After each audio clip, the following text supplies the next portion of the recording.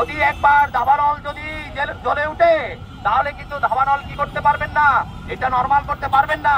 আজকের ক্ষমতার আসন পেয়ে আমাদের ৩৫ আন্দোলনের কথা ভুলে গিয়েছে।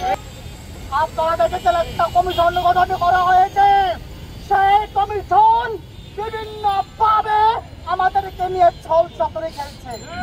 ভারত মুসলমানদের ইতিহাস মুছে দিতে যাচ্ছেন।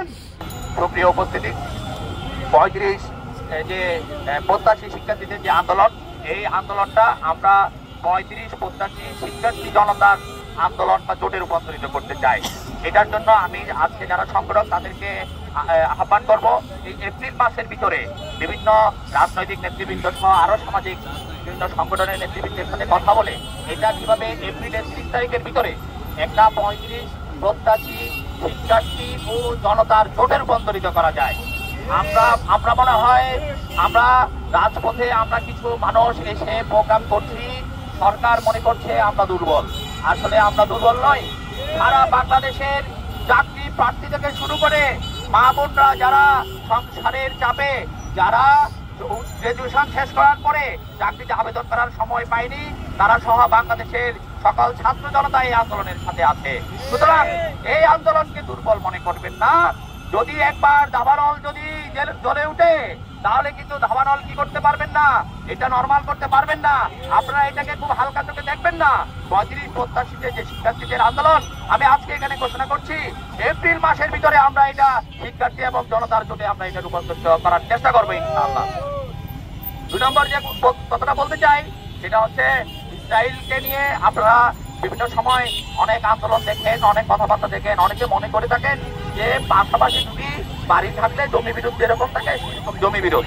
আসলে বাস্তবে ইসরায়েলের বিষয়টা সেরকম নয়। আপনাদের জ্ঞাতার্থে আমরা বলতে চাই যে ইহুদিরা এক সময় ইউরোপে বেশি ছিল। হিটলার যখন কি করেছে, তাদের সাথে বিরূপ আচরণ করেছে, তারা দলে দলে ইউরোপের বিরূপ আচরণের কারণে ফিলিস্তিনে এসে জোরপূর্বক দখল করেছে। ৫ আগস্টে আমরা আওয়ামী লীগকে হটিয়েছি। সেই আওয়ামী লীগ দীর্ঘ সময়, সেই আওয়ামী লীগ থাকার সময় এই ৩৫-এর আন্দোলন হয়েছিল। আওয়ামী লীগ দীর্ঘ সময় আমাদেরকে নিয়ে ছল চাতুরি করেছে।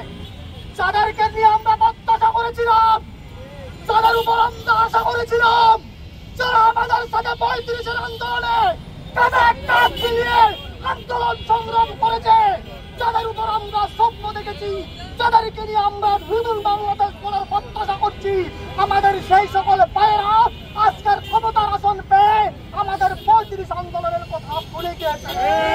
আমরা এর তীব্র নিন্দা জানাচ্ছি। আপনারা দেখেছেন একটা কমিশন গঠন করা হয়েছে, সেই কমিশন বিভিন্ন ভাবে আমাদেরকে নিয়ে ছল চাতুরি খেলছে। আমাদের গ্রামে কানামাছি খেলা হয়, সেই কানামাছি খেলা আমাদেরকে দেখাচ্ছে।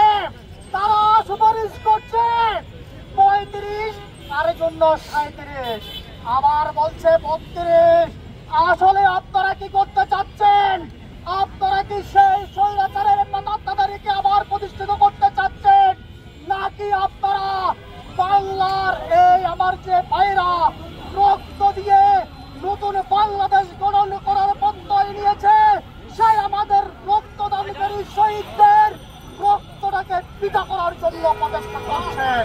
ভারত বিভিন্ন ভাবে মুসলিম বিদ্বেষী তাদের যে চরিত্র, তাদের যে আগ্রাসন, তাদের যে এককভাবে একজন স্বৈরাচারী রাষ্ট্র হয়ে ওঠার যে পরিকল্পনা, তার বাস্তব চিত্র আমরা দেখতে পাচ্ছি। ভারতে মুসলমানদের ওয়াকফ আইনের মধ্যে কিছু হিন্দুদেরকে ঢুকানোর জন্য, মুসলমানদের সম্পদ তুলে আত্মসাৎ করার জন্য বিভিন্ন রূপে পায়তারা করছে।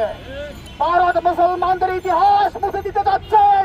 এই ভারতীয়রা কখনো জামা পড়তে জানতো না, কাপড় পড়তে জানতো না, তারা শিষ্টাচার জানতো না, তাদের কোনো শিক্ষা ব্যবস্থার ভালো অবস্থান তাদের ছিল না।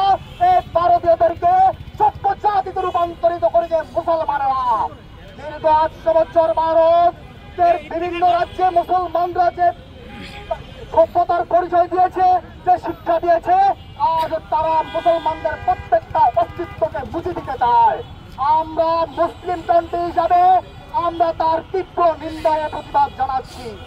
আমরা মুসলমানদের প্রত্যেকটা অবদানকে পৃথিবীর উচ্চ পর্যায়ে নিয়ে যাওয়ার দায়িত্ব আমাদের বলে মনে করছি।